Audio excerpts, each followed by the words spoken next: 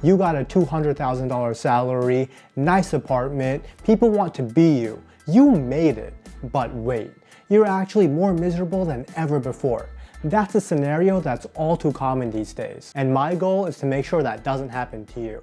So today I'm going to expose some of the most glorified jobs that make people miserable. Hey everyone, my name is Hisham Khan and welcome to Income Over Outcome, your go-to source for all of the college and career resources that you need. This video is super important because there's so many overly glorified jobs out there that people strive for only to realize they hate it when it's too late. All of these jobs draw you in with super high salaries at a young age, but there's huge downsides, like toxic cultures, horrible work-life balance, and insane expectations. One of the worst things in the world is feeling like you're stuck in a career that feels like a chore. So hopefully watching this video gives you a different perspective on what to look for in a career. As you watch the video, be sure to let me know if you would actually go for any of the jobs despite all the downsides. I'm really curious to see what you all think. Notoriously high-paying career that leads to a lot of stress is management consulting, and that's for a ton of reasons. The first is that top consulting firms like MBB and even other firms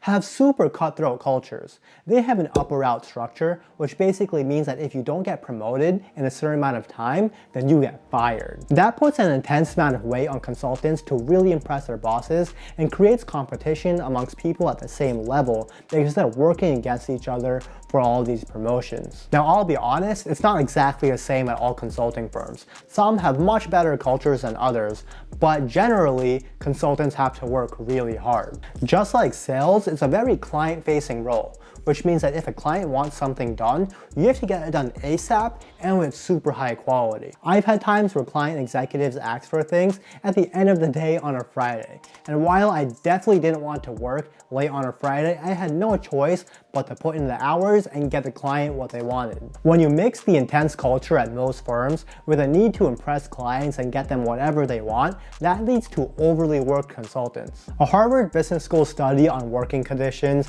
at the leading strategy consulting firms found that people worked over 15 hours a day and got less than 6 hours of sleep a night. One consultant in that study said that there's a direct correlation between success and the willingness to just put everything aside and do a ton of work. I've even heard of consultants forgetting to eat meals because they were so focused on working and then suddenly realizing they didn't eat all day. So the sad reality is that a lot of consultants feel like they have no choice but to sacrifice their personal life and health to make it in the industry. Another thing that adds to the stress of consulting is travel. Consultants travel to whatever city their clients are in, usually every single week, which means you spent countless hours in planes and hotels.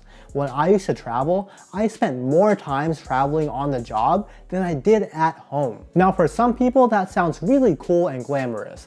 I definitely enjoy it sometimes, and I showed you all what it's like to travel for work in my video on a week in life as a consultant. But for a lot of people, it's a huge drawback. If you're someone who really values spending time with your friends and family, you probably don't want to sacrifice spending 4 days a week away from home. Now, of course, all of this really depends on what firm you work for, what project you're on, and what your managers are like. Sometimes work-life balance isn't all that bad, and there are pros to consulting, like the salary and the fact that you learn so much while you're on the job. But consulting is most definitely not for everyone, and if you're thinking about going into it, you should really think about if you're willing to sacrifice what it takes. One thing you shouldn't sacrifice though is hitting that like button and subscribing to my channel. That's the only way to make sure you don't miss out on the useful information I gave you. Another career I want to talk about is sales. This really depends on what industry you work in, but in most companies, sales is one of the highest pressure jobs. You're pushed by leadership to meet these sales targets,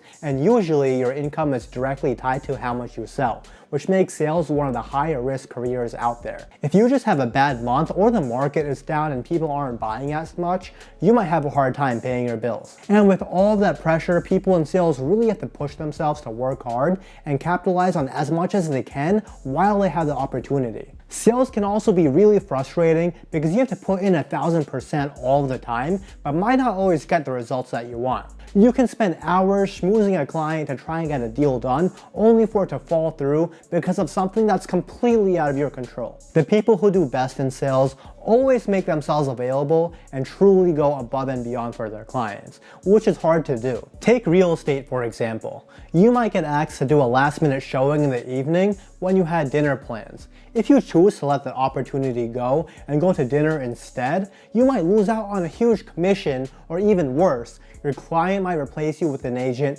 who's willing to skip dinner and get the work done. Another thing people don't like about sales is the fact that the work is pretty much never ending.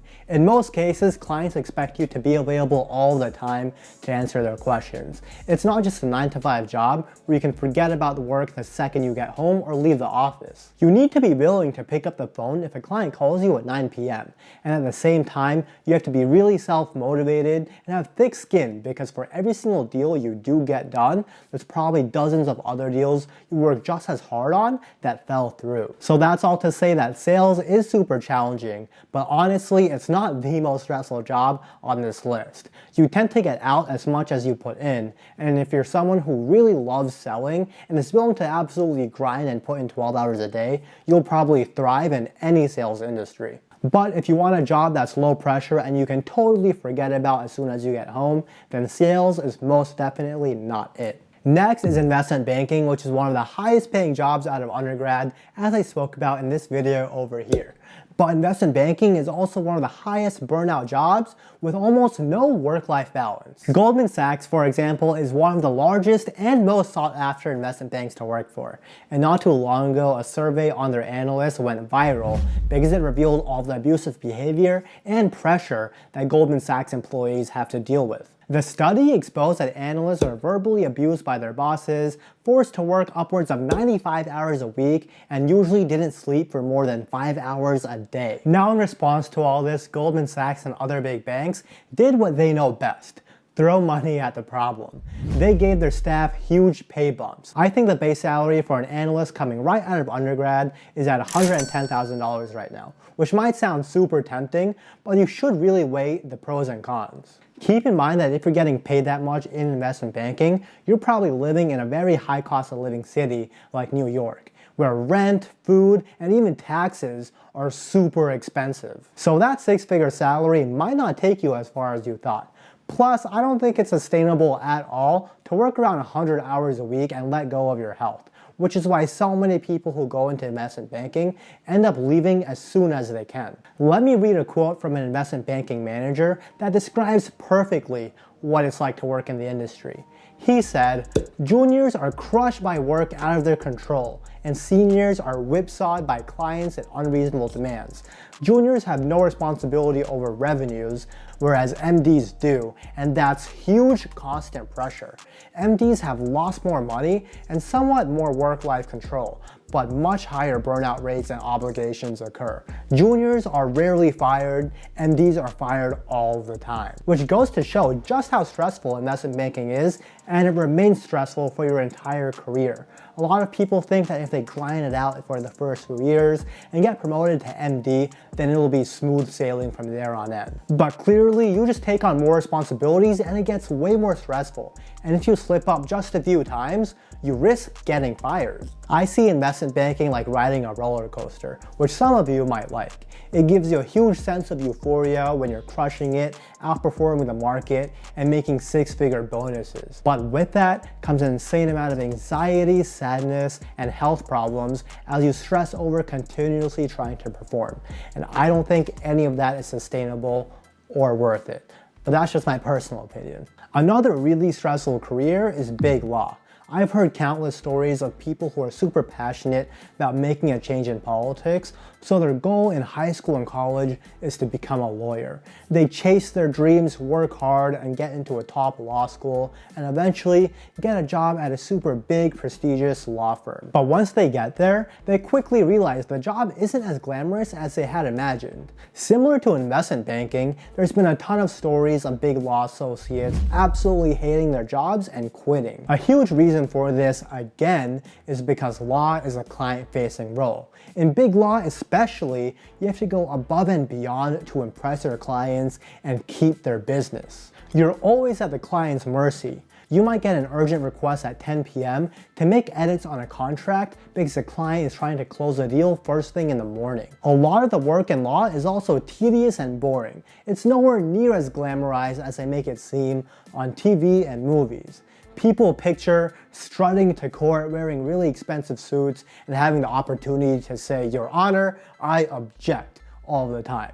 But that's nowhere near what it is in reality. I have some lawyer friends and they spend most of their time in Microsoft Word, spending hours doing paperwork and reading through thousands and thousands of pages of paper. At top law firms, you often have to work over 12 hours a day and sometimes even on weekends. And I don't know about you, but I could not handle staring at 12-point font for 12 hours a day every single day. The biggest problem for law firms right now is that people are quitting in droves, and they're well aware of why, but they just need the bodies. So what they've done, exactly like investment banks have done, is absolutely raise base salaries. At the top law firms, you can now earn over $200,000 right out of law school. But even then, I've heard that firms are having a hard time attracting talent because I think a lot of people have realized that all that money isn't necessarily worth it if you can't spend it on what you want and do what you want with your time. Now, I'm not saying all of this to discourage you from going to law if that's something you're interested in.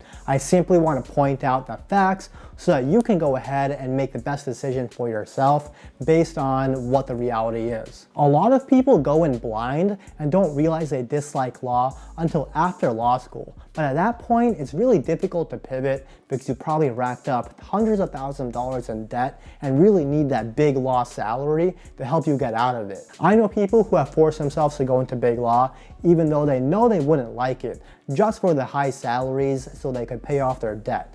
Then their plan is to pivot to smaller firms where they have more meaningful work and actually can have the impact that they wanted to have when they decided they wanted to become a lawyer. The people who enjoy law the most are those who fully dedicate themselves to their career and are willing to make that their only focus for a few years. And if you still want to become a lawyer after watching all of this, then it's probably the perfect job for you. One of the most stressful careers out there though is absolutely being a surgeon. Surgeons check every single box when it comes to things that lead to stress.